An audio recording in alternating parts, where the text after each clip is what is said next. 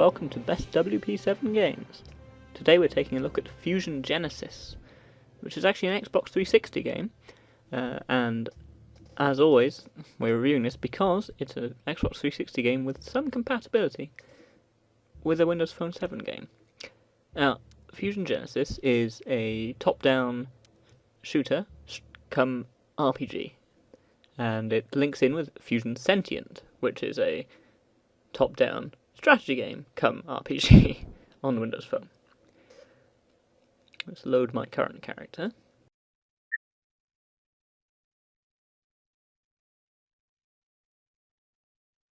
You can see each loading screen gives you a little bit of tutorial information and or backstory about the area you're in, which is quite nice.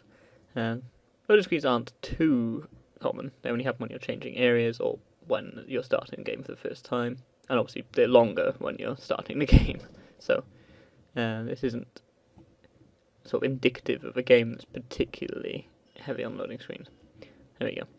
When it loads you up in a menu within a space station. Basically here I can look at what ships I own. I currently own 2. I can also buy new ships, except I'm in a space station that has none. I could also, I can also outfit my ship, but I've sold all my weapons aside from the ones I've already got equipped, which is one Sentient, which is a little drone that flies around and attacks enemies for you and does other things, and also buffs you, and one laser weapon. Let's take on a mission. You can see one of the flaws here, you can't actually read to the bottom of the mission description. I found no way to scroll that, the right stick doesn't do it. So I'm not quite sure how you're meant to read the ends of missions that do that. So we launch, and it shows me a little teleport zone, and here's the game proper.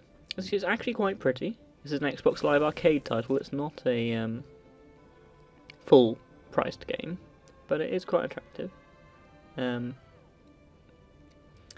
Anybody who's familiar with the old Dreamcast game Armada might have some bells being ringing in their head seeing this.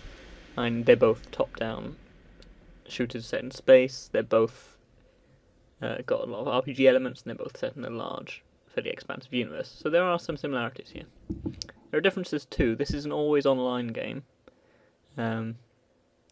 which means that constantly you can have players dropping in and appearing, and they can join with you in teams if you like, though this isn't really well implemented, and as I'm not on Xbox Live Gold, I'm not really using it. But it has some serious flaws, which I'll detail in my written review. Anyway, this mission, you can boost, you allocate your different abilities to different buttons. And because I've got a laser, it's a lock-on weapon. Normally this is a twin-stick shooter where you just press a direction and you'll constantly fire in that direction. However, if you're using a weapon that locks on, you point in the direction of enemies while holding the fire button, it then locks onto them, and when you release the button, it shoots them. Simple enough. So you can boost around. You'll notice this little white arrow. You notice my ship has a sort of circle around it. That's a radar, so all the green dots are friendly units, the directions they're in. The white arrow is my objective. Below that is an orange bar, which is my energy used for boosting and other abilities. The little 2 blue bars are my shields, front and rear, and the green bar is my health, or armour. So you'll notice that my shield is very slightly reduced, not very noticeably. But yes, the system of shields is quite nice. It reminds me of sort of old, an awful lot of space sims actually, but generally 3D first-person ones rather than this type. But it is nice because it does mean that you end up having to manage your shields, so you can only take so many blasts to your front shield and then you'll have to turn away, and vice versa. So you have to pay attention to where enemies are attacking from. You can see all the missions are a bit bland, they're just told via text. It's not terribly written, but it's not exactly inspiring writing either. So in this mission I've now got to fend off the enemy and also attack the guy I was talking to so that without killing him, so that the enemy thinks he's with them. So I'm being attacked from all quarters now, and he just blasted its way through my rear shield, so I run away now, using a boost. Crash my way into a rock. As you can see, the combat here is nothing special, but it works. I've managed to damage him enough that he's able to keep his cover. So I just need to finish off the enemies, and this mission should be over.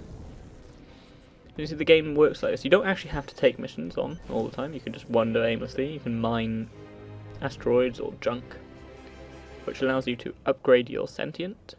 That's the drone that's flying around me. You can have multiples of those, or you can have none. It's entirely up to you.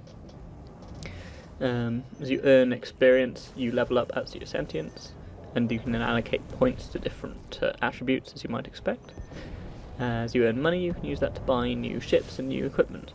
There is one major caveat here, though, which is that, well, the ship I am using here, I don't actually own it, because you have to choose a faction to join, and it belongs to that faction. And you can switch factions at any time, but the moment you switch to a different faction, you lose your ship completely. It just disappears. You keep your sentient, and you keep any equipment you have, but your ships are temporary. And it's a little bit odd, because the game does encourage you to switch sides every so often. However, you also gain unique abilities by siding with different factions, and these transfer along with your equipment. So there are benefits to leveling up within a faction. And it'll try and show you the way that you can transfer sentience between the games, because Fusion Sentient is a strategy game, which uses those little drones you use in this game as your units, as your actual sort of combat units. So as they level up in this game, you can then transfer them to Fusion Sentient, and they'll be more powerful there. Unfortunately, the server isn't available at the moment. It's been like that all day, so I can't actually show you. Basically, you can send it to yourself, to your own, as if you were setting up an auction, as if you were going to sell it to random people. You just set it to send it to your own gamer tag, and then it will arrive as a message in the Fusion Sentient game and allow you to receive it there. And it works both ways. So within Fusion Sentient, you can level up your units in that game, or you can just return a character you've been using, sentient you've been using in that, to Fusion Genesis, and then use a fully leveled up, high quality drone. So that implementation of that is actually quite nice when the server's working.